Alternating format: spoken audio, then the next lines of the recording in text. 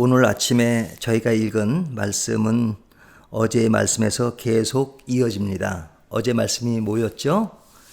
방언과 예언에 관한 이야기였습니다. 그 이야기가 지금 계속되고 있습니다. 그 핵심은 뭐냐면 은사는 동일하다는 것이죠. 그 동일한 은사는 왜 존재하느냐? 그것은 신앙과 교회의 유익을 위해서 필요하다는 것을 말씀드렸어요. 방언은 누구에게 유익하냐? 교회 공동체 전체보다는 개인에게 유익하다.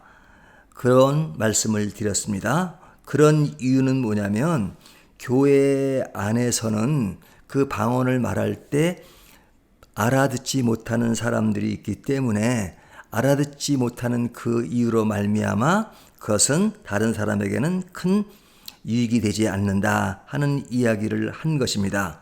그래서 방언을 하려거든, 교회 내에서 방언을 하려거든 통역이 필요하다. 그래야지만 그 뜻이 전달될 수 있다. 이렇게 이야기하는 겁니다. 그래서 13절을 보면 그러므로 방언을 말하는 자는 통역하기를 기독할지니 내가 만일 방언으로 기도하면 나의 영이 기도하거니와 나의 마음은 열매를 맺지 못하리라. 그러죠? 그러니까 통역을 강조하는 이유는 교회 공동체를 생각하는 겁니다. 바울은 방언은 개인 기도로서 강조를 합니다. 공적 예배로서는 유익하지 않다. 개인에게는 굉장히 유익한 것이다. 이렇게 말하는 겁니다.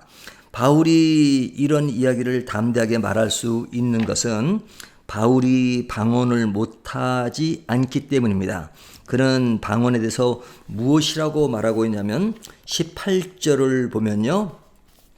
내가 너희 모든 사람보다 방언을 더 말함으로 하나님께 감사하노라.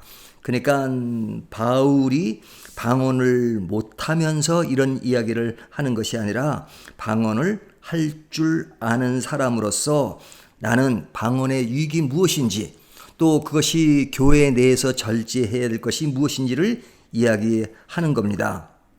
그래서 바울은 교회 공동체의 유익을 위해서는 무엇이라고 이야기하냐면 19절을 보면요. 그러나 교회에서 내가 남을 가르치기 위하여 깨달은 마음으로 5마디 말을 하는 것이 1만마디 방언으로 말하는 것보다 나으니라. 자, 말씀으로 깨달은 5마디가 1만마디의 방언보다 낫다라는 것은 뭐예요? 계속 말씀드린 것처럼 방언은 개인 신앙에 유익하지만 공동체를 위해서는 다 사람들이 알아들을 수 있는 언어로 이야기하는 것이 중요하다 하는 이야기를 하는 것입니다. 자, 그리고 나서 이제 오늘 방언에 대한 두 번째 이야기는 뭐냐면 예언은 믿는 자들을 위한 것이고 방언은 믿지 않는 자들을 위한 것이다. 왜 그러냐면 그것이 하나의 표적이기 때문에 그 믿지 않는 사람으로 그런 새로움을 느끼게 한다는 것입니다.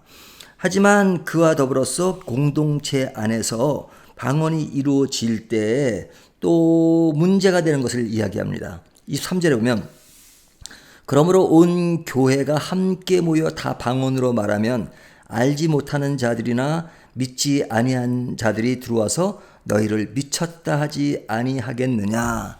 자, 공동으로 방언을 막 말하게 되면 믿지 않는 사람들이 들어와서 못 알아듣는 언어로 그냥 시끄럽게 느껴지고 그리고 사람들을 향해서 미쳤다 하지 않겠느냐 하는 이야기를 하는 겁니다. 그러니까 교회 공동체 안에서는 말씀의 유익과 알아들을 수 있는 언어가 얼마나 중요한가라는 것을 말합니다. 방언은 개인적으로 굉장히 유익한 것이고 하나님과의 미로를 나누는 것이지만 그러나 공동체 안에서는 나 아닌 나를 위하는 것이 얼마나 중요한가 하는 것을 이야기하고 있는 것입니다. 그렇다면 방언은 하나님과 사람 사이에 사랑의 미로를 나누는 것과 같습니다. 우리가 가까운 사람일수록 언어가 단축되잖아요. 부부지간에는 남들이 알지 못하는 이야기를 합니다.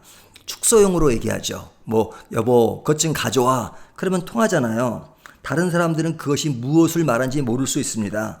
방언이라고 하면 어찌 보면 하나님과 나와의 그런 가까운 언어로 이야기하는 것일 수 있습니다.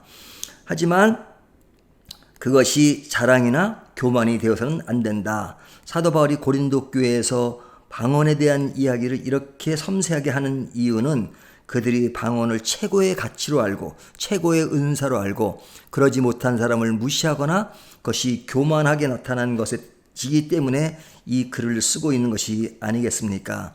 우리가 하나님이 주신 은사를 잘 가지고 있는 것은 너무 유익한 것이죠. 하지만 그 은사가 무엇을 위해서 주어졌는가를 잘 알고 성도에게 유익한 것이냐 공동체에게 유익한 것인가 하는 것을 잘 따지면서 전체 유익을 생각하는 그런 자세가 믿음의 길을 또 은사를 가진 사람의 아름다운 모습이다 하는 것을 본문이 말씀해 주고 있습니다.